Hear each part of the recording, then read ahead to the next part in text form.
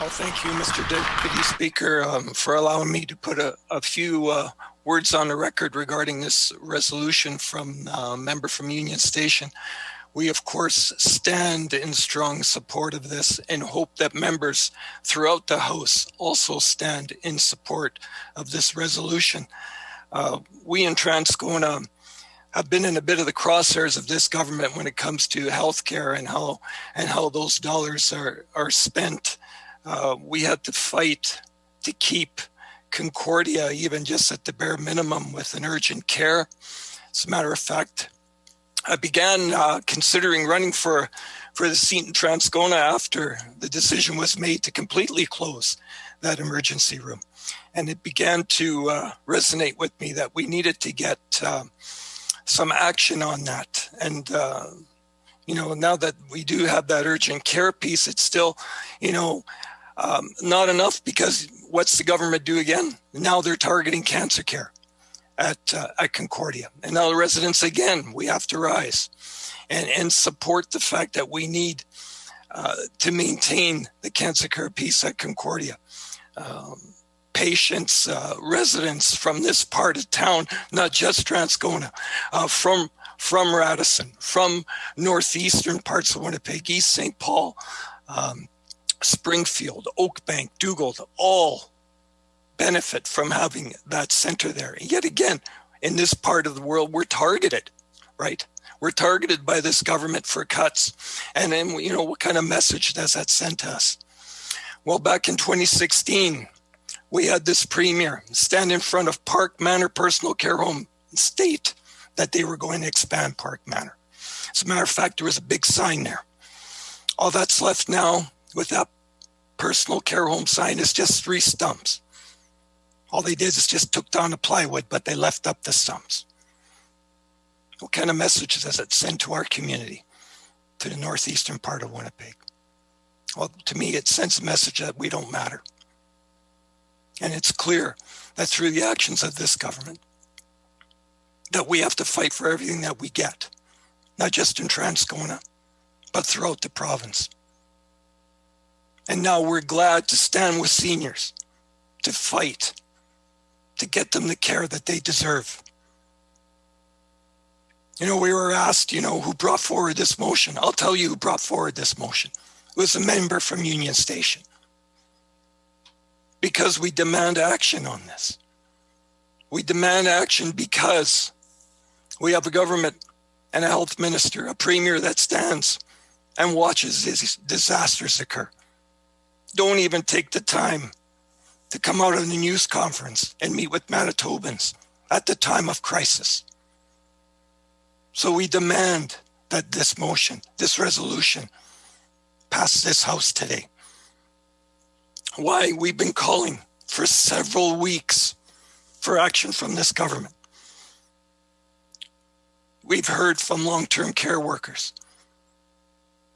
We've heard many media reports of what's going on in Parkview Place. How many more reports do we need until we go in as government, as MLAs, and say that we need to rectify this, right? We have to go in and have the proper supports for our seniors that are in long-term care. We can't have grease. We can't have cockroaches. We can't have unsanitary conditions. What does that say about us when this occurs? Right? We have to go in and show that when we say we care about our seniors, we really do. And we come up with strategies that will rectify these pieces. And it is important that we do come together so that we can get these things done for the most vulnerable in our society, our seniors that require long-term care. On October 12th, we began to raise concerns. At that time at Parkview Place, there were 7 deaths. The minister said that his government was redoubling its efforts. And what have we seen? More deaths occur at Parkview Place, 18 of them. 42 at the Maples personal care home. Those are staggering numbers for a province of our size. And what do we have in response to this? We don't even have the Premier and the Minister come out during those times of crisis when we had paramedics from the city of Winnipeg go in. This is why we need this motion to pass. We have a minister that said that deaths in personal care homes are unavoidable.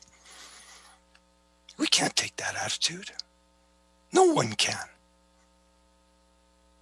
We as public servants, even myself in my previous occupation, we would never say to caregivers that things are unavoidable. We would never do that. And so our approach is that language that we use when we're talking about supporting personal care homes is important. And that the first thing we need to be doing is saying that we're going to support not only the people that are resident in the personal care homes, but also the people that work, who want to do the job, who want to be provided the resources. Now, clearly, Revera has shown that they are unable to provide those resources.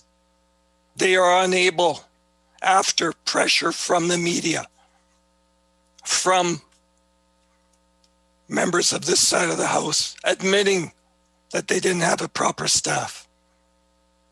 How can they be trusted then with the continued care of seniors at Parkview and Maples? That weighs on my conscience, and I'm sure it weighs on everyone's conscience in this House.